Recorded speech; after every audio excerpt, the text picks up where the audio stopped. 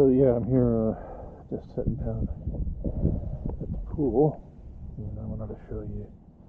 These are the goggles I've been wearing. They're Nikes.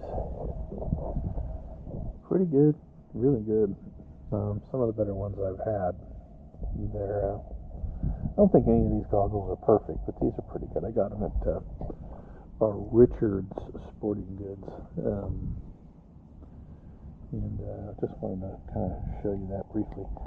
So one of the things I'm going to do this time is going to play a little bit of catch the golf ball. And here's the golf ball. It's kind of fun to catch this stuff.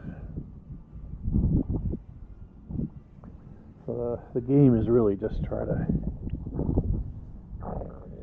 get it to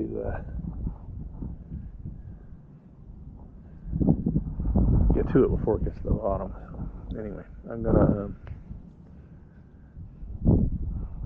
time out and then re-gear up, and then we'll check it out.